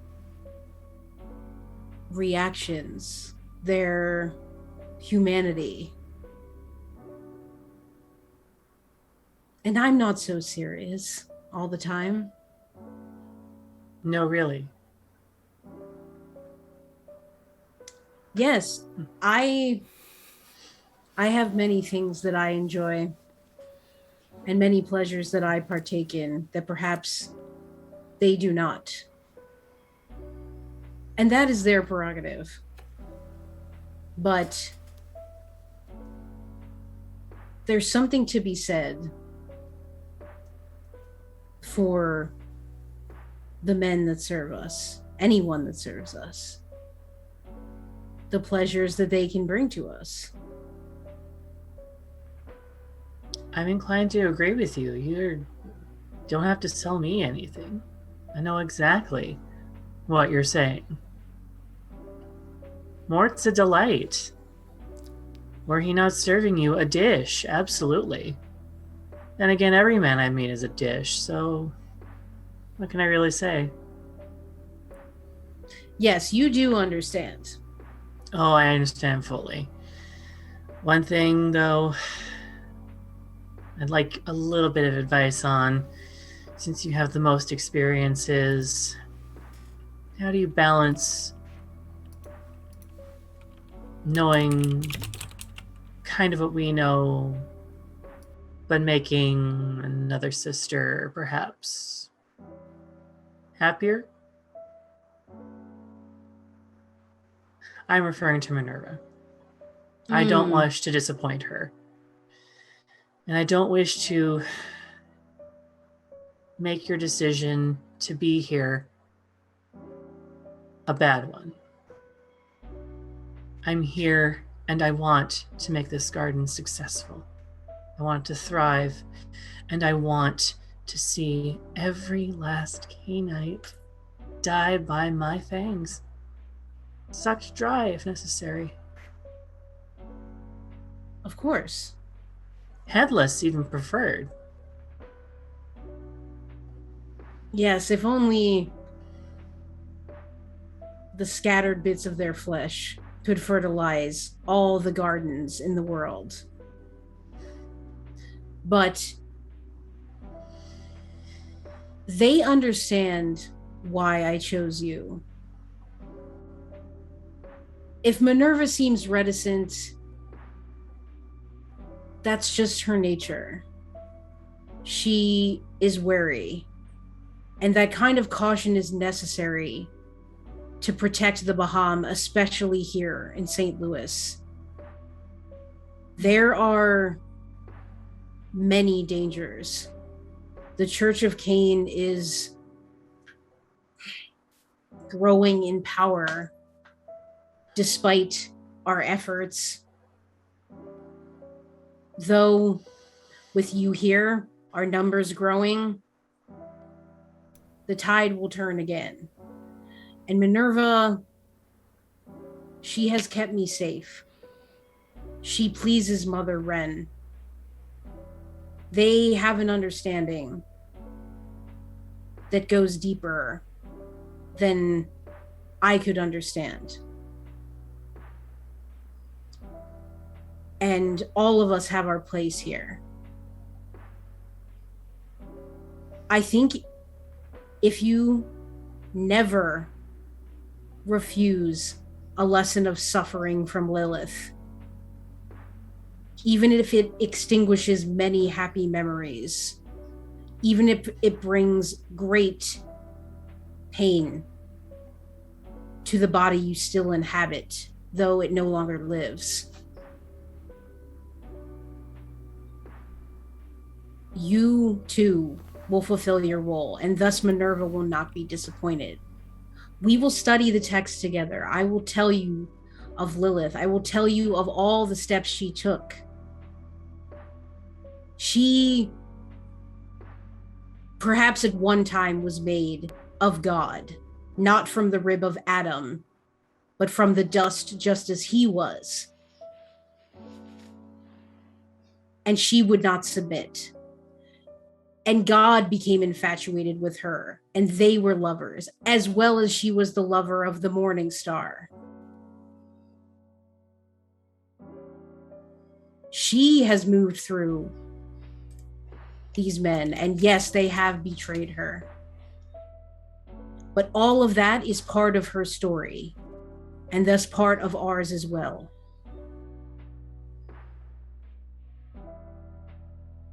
I believe in you. And you will win their favor.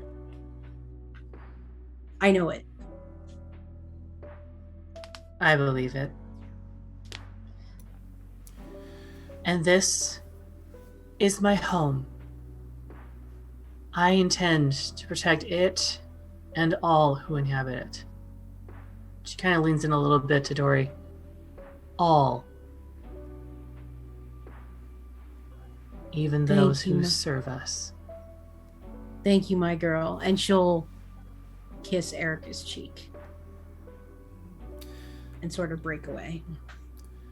So they've had their kind of moment. Yeah. Yeah. Mm-hmm.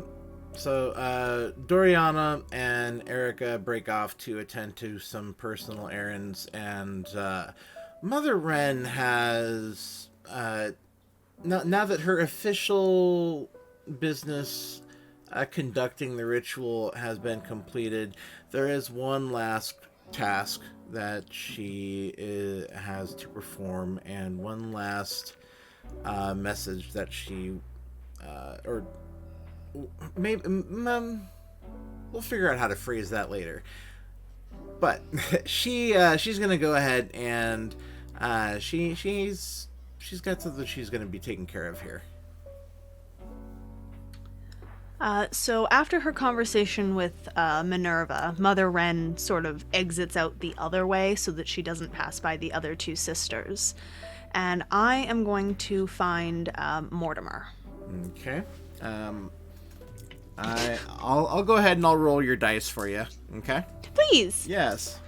I can't really do that right now. No.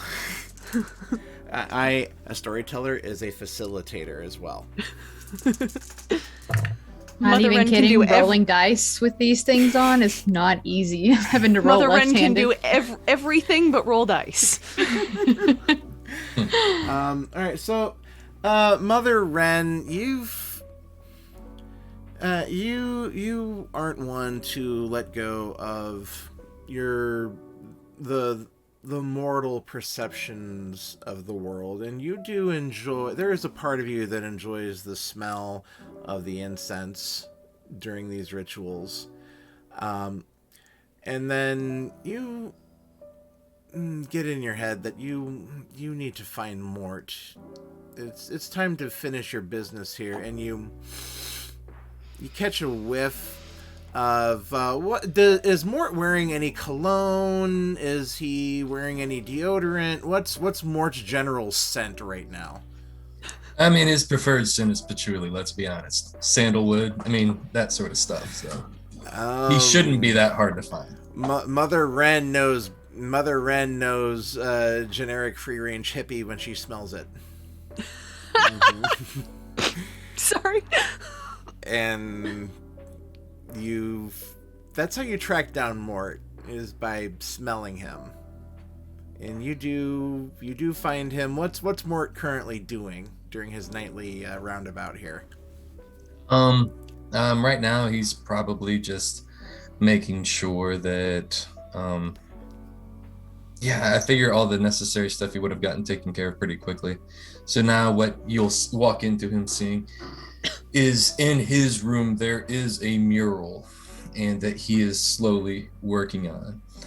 And you'll see kind of like iconography where he's not necessarily like, you're familiar enough with the sisters where it's like he's drawing or he's painting like symbols of the types of personality traits that he's seen or exhibited from the people or from the sisters around him.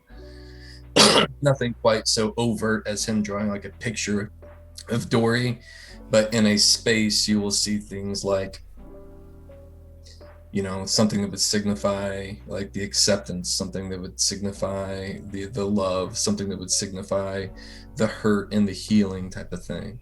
And that's kind of what that's my peace. That's where I find my peace. And that's kind of what you walk into him doing. And whistling a little tune. So Mother Wren comes to the door and she doesn't make her presence known right away.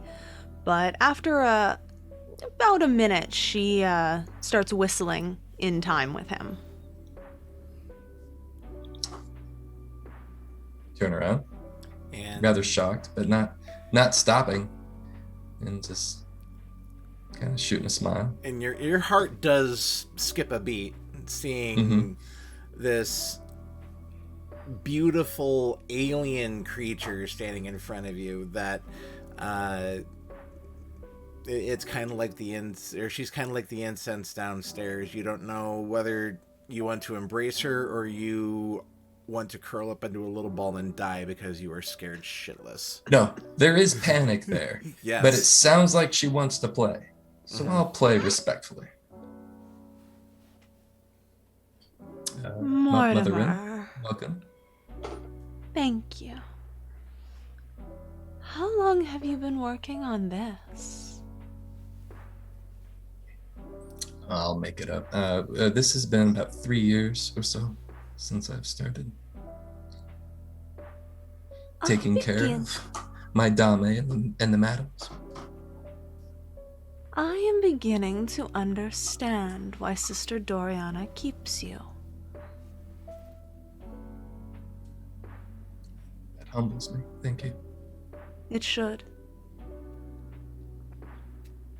I need you to get your mistress and the sisters and bring them to me in the greenhouse. Do you understand? Immediately? Immediately. Yes, Mother. And I will excuse myself, take a bow. She continues to stand in his way, so he's going to have to move around her. Respectfully, not touching. And not making like a big show like, oh, excuse me. He's just sitting on his hands. Something out of like a John Hughes movie or something. And Mother Wren continues to stand there looking at this mural for a few seconds before turning and leaving this room. And Mother Wren goes to the greenhouse. Yeah. And Mort, what's your take on this here? No, it's surprising. I kind of I expected there to be something. You'll notice on the wall that Minerva's not left out. Like he does notice things on there, but mostly it's not like spiteful. It's just like she has been. You would be able to. I have a lot of dots in art, so you'd be able to kind of like anticipate that she has been hurt, but I know that it can be healed, hopefully. So. Listen, No. like imagine Ted Lasso and Mort. It's like not that far off. So. That's adorable, but no. Okay. Oh, no. I love that for Mort. I love it. Don't break his hope, Minerva. Sam, we're gonna ride this drama all the way through the Chronicle. Oh yes, I'm yes. ready for this. Love it. So Mort, So I'm a little scared. I don't know what's coming on. I feel like I'm making a good impression, but it's like I understand that these women are much more than me, and I understand that. And so it's just a matter of do what needs to be done. And it's not like it's not like get him out of the way so I can be safe. That's not what this is. It's like I serve these people. I punched my mic again.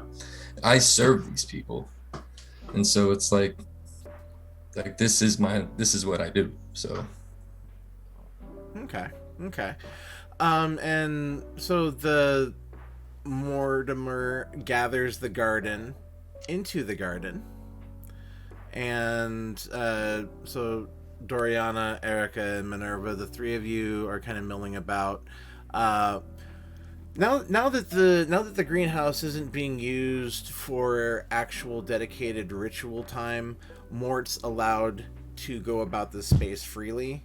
But if Mort knows that going anywhere near that willow tree would be a death sentence, and not from one of the sisters. The tree itself would... Bad idea. Very bad idea. I truly don't go in that sanctuary unless somebody's with me. Mm-hmm. And I would imagine like he would go about like cleaning like the periphery, but like the actual like the bare earth, actual true sacred space, he probably doesn't. Yeah, but he's allowed to do what is necessary in here without, we'll say, having any dogmatic faux pas leveled at him.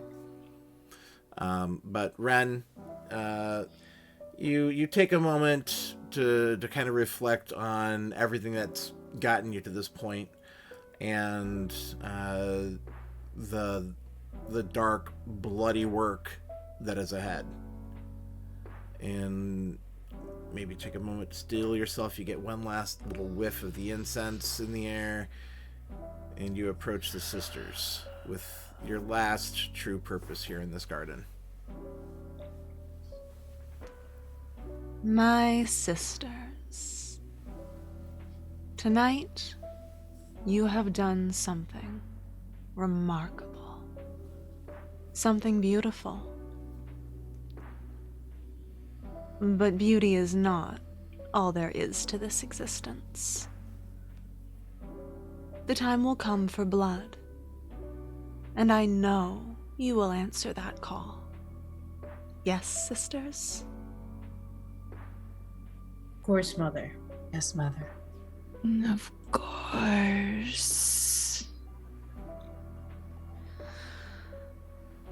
The Church of Cain is an abomination. And in this city, they have overstepped. They have trod on the leaves of our gardens. They have blasphemed, and they have corrupted, and they have gone too far. And I would see them laid low for this. Yes, my sisters. Without question, Mother. Yes, Mother. Minerva nods. Good. I would like to see the Church of Cain in this city aflame, torn to its very putrid roots. But to do that, there are things you are going to need, my sisters. There's a site here that has been corrupted. The keepers of this sacred garden have worked to restore it to its former glory, but it takes time and work and effort. And so I ask you to go to them and find out what they know and use it to lay low Bishop Jehoshaphat and her little Malkavian pet. Both of them. I would like them destroyed. Yes, my sisters. Yes, Mother. With haste, Mother. Consider it done. Good. But you must know the keepers there will not accept your pet, Sister Doriana. I tell you this for your own good and for his. If you bring him, they will kill him on sight. Understood. He will not set foot near the site, I assure you. Good.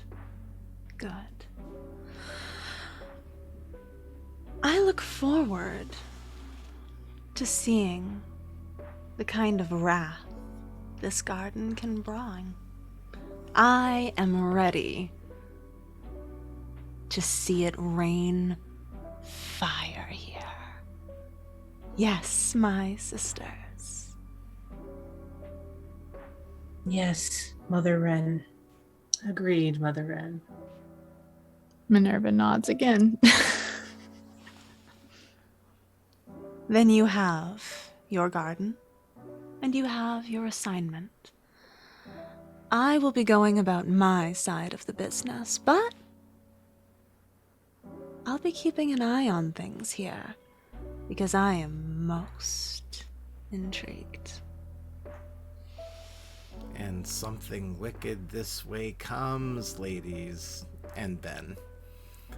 As we close off our first episode here for this bloody garden.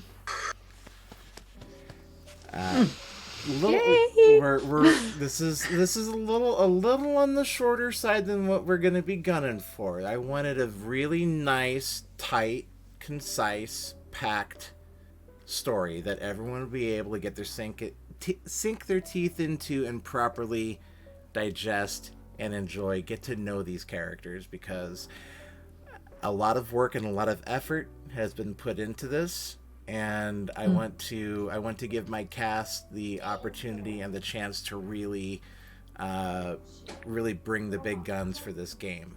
The Bahari are very, very near and dear to me personally and several others on the screen, and it's about damn time we got to play in this part of Vampire the Masquerade. So thank you, Onyx Path. I just want to say that. Yeah. This is an amazing, stellar book. Thoroughly enjoy every letter on every page, and we're looking forward to doing the Bahari justice here. Anyways, we'll go ahead and we'll wrap things up. I'll have the cast say goodnight, do the usual outro spiel that you all out there are probably used to seeing by now. But we'll go ahead and we'll start with Rose. Hey, once again, I'm Rose, and I played Erica Todd for tonight. If you'd like to see what I'm up to or keep tabs of what I may look like, I usually try to do looks before showtime, and they're rather turnt, if you will. You can catch any of them on Instagram, preferably, mostly. But I also post on Twitter, and sometimes if I get the urge to, I also do some stuff on TikTok as well, all at Rose Bulbasaur. And also want to do a huge thanks to Onyx Path and also to Patrick for running this kind of game, because holy man, is this going to be awesome. I'm looking forward to every day, and I'm looking forward to having a awesome platform to be a powerful woman in something that's usually male dominated. So thank you for that. 100%. Welcome. All right, and next up, Ben. Hey, my name is Ben. Again, I'm playing the ghoul Mortimer Lambert. You can find me on other Martlet productions. I'm not on the socials, but you may catch me making jokes in the Discord. And Sarah. Hey, my name's Sarah. I played Doriana Ivory. Very excited to be part of this chronicle. You can find me on Twitter at MC Diabetes. You can follow that to see what I'm doing. I'm very often on the Vancouver by Night channel playing Vampire, playing D&D, doing all manner of things. So please give a follow to that Twitch channel and their socials.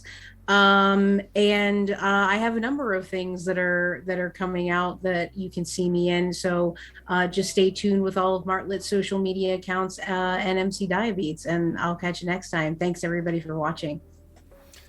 All right, and Sam. Hi, everyone. I'm Samantha McLarty, and I have been playing Minerva, the friendly neighborhood Hakata So friendly. Very welcoming. Warm, really. Friendly. Friends Just are a warm. genuinely kind person. Just not to Mort. Very welcoming. Yeah. Picnic basket full of puppies. Yes. Yeah. Put him in something nice. No. I was like, all right, I'll go. But I think my link tree should be somewhere in the chat. Thank you so much to Patrick and to Martlet and to Onyx Path for letting us do this game. I'm super excited to see where we take these characters and what happens. You can regularly will find me on Vancouver Adjacent by Night on the Level Up Dice channel. And there's a lot of other stuff that I'm involved in. I don't know exactly when this is going to air, so I'm not really sure what to say. So just the link tree has all the socials. It's the easiest way. Just follow the socials, and I always post what's coming up and what I'm doing there. So that's going to be me, I think. Yeah. Okay. All right. And our special guest, non-player character, I'm going to call you a stupendous, awesome character. How's that? I love it. Lex. Hi, I was Lex playing Mother Wren. Fantastic time. You can find me on the socials at Redhead Vixen. That's also where you can find my Patreon and my OnlyFans. You can find me on so many channels doing a bunch of stuff. Sinners and Saints, The Nwadden Chronicles, Vancouver Adjacent. And again, I don't know exactly when this is airing, but I'm sure that you can catch, if not current episodes, then reruns of my most recent show, Skin Deep, starring some familiar faces. And yeah, keep an eye out for me, because I will be around, and I will continue to be spooky. Yeah. And buy her book. And buy my book! Buy Lex's book. And I'll take this home here. Hi, Patrick Gillen, creative director at Martlet Games. Hey. T-shirt, yay. Hey, nice shirt, man. Thank you. Gosh, where'd you get it? I don't know. I think we have a merch store. Oh my I god, have I would one too. love to buy Martlet merch. I think I might have a link in the link tree where you can buy that Martlet merch. That's so convenient for people who want to buy Martlet merch. I My love mind is blown right now. There. It's like the internet makes everything convenient for everybody. Oh, okay. I Let's had to not go. overstate. We're Wow. dorks. I know. We But- are definitely something. But anyways, there's a lot that we have going on. This is this production has been something that we've been talking about doing for a very, very long time, and the stars are finally aligning to where we can finally make a good run at this, and the time was worth the wait. The initial energy that I'm getting off everybody is just stupendous and amazing. I cannot wait to keep this going forward. We've got something good here, and I cannot wait to explore what's going to happen with these characters in the future. But by all means, you can check out the Martlet social media stuff. The VOD's going to be on YouTube. We're kind of going through a little bit of restructuring with our Patreon, so I don't know what I should be pitching with that right now, but it's all the social medias. But other than that, I wanted to tell you all that we love you very much. Stay safe. Have a good night.